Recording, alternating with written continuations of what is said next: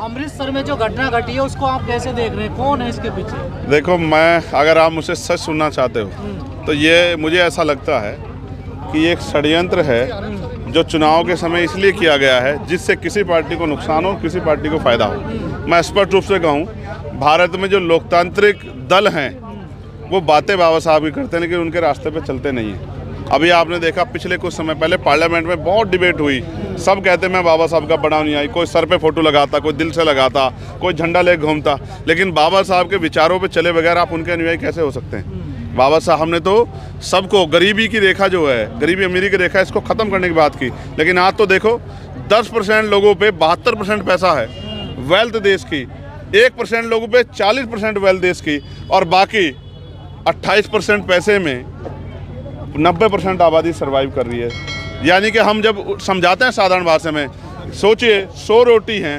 72 रोटी 10% लोगों पे है और 28% रोटी में 90% लोग हैं, तो टुकड़े टुकड़े के लिए झगड़ रहे हैं, तमाम तरह की मुसीबतें झेलने, कोई पूछने वाला नहीं है। अब चुनाव आ गया, हमारी बस्ती में बहुत लोग आएंगे, हमारे पैर छुएंगे, बड़ी बड़ी बातें करेंगे, और चुनाव के बाद इन बस्तियों को देखेंगे भी नहीं, इनमें गंदगियाँ उठेंगी, यहाँ के लोग मरेंगे, बीमारियों के कारण अच्छी शिक्षा नहीं मिलेगी, रोजगार नहीं मिलेगा, कोई नहीं पूछने आएगा। इसलिए दिल्ली में चुनाव है तो बड़ी चहल पहल है। दिल्ली में एएसपी कहाँ खड़ी है इस समय आपके साथ? एएसपी आपके सामने खड़ी है, एएसपी मेहनत कर रही है, एएसपी मेहनत कर रही है, एएसपी ने शुरुआत की है और एएसपी अच्छा परिणाम देगी। कितनी सीटों पे आप लोग चुनाव लड़ रहे हैं? हम 15 सीटों पे चुनाव लड़ रहे हैं। दिल्ली के 12 सीटें ऐसी सीटें हैं, 12 सीटें जहां जिन सीटों पे आज़ाद समाज पार्टी का कैलकुलेशन जीतने का है, जहां उनका संगठन मजबूत है, क्योंकि दिल्ली है, बड़े पैमाने पे लोग उस तरह से सामाजिक आंदोलन, राजनीतिक आंदोलन में अग्रणी भूमिका में नहीं है, तो जिन सीटों पे हमारा संगठन मजबूत है उन्हीं सीटों पे हम लोग लड़ रहे हैं। लेकिन प्रभाव हम सभी सीटों पे रखते हैं, क्योंकि संगठन पहले से है, तो हम जिताने हराने की हिम्मत रखते हैं और उसका हम समय पे उसको पालन भी करेंगे, किसको आगे बढ़ाना है अपनी सीटों से अलग। केजरीवाल जी ने कहा है कि बीजेपी ने जो हरियाणा से पानी आता है उसमें जहर मिला दिया है।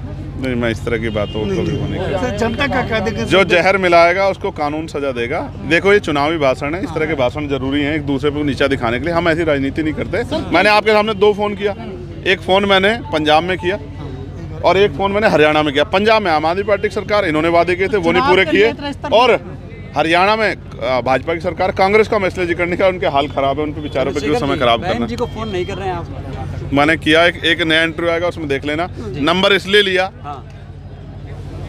किसके पास है? गूगल से इसलिए लिया कि आप ये ना कहो कि आपने पता नहीं किसका नंबर मिला दिया उसे। ठीक है, फ़ोन उठा भी, और बाकी चीज़ें वीडियो में देख लेना।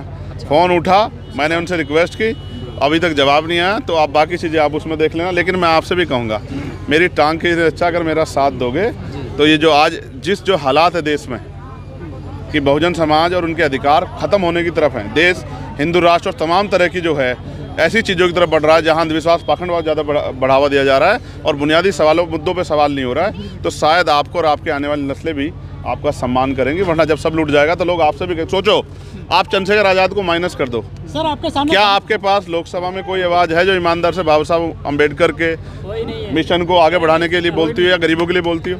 और आप सब चाहते थे कि ये आवाज़ बने, अब वो आवाज़ भी बन गए।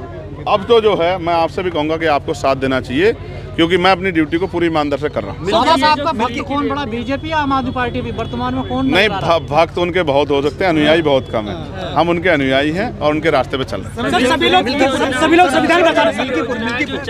मिल्कीपुर में भी अच्छे वोट परिणाम आएंगे, मुझे भरोसा है, मेहनत कर रहे हैं। सर, यूसीसी लागू हो गया उत्तराखंड में, सर क्या कहना चाहते हैं? ठीक, उस पर जल्द हम अपनी बात रखेंगे।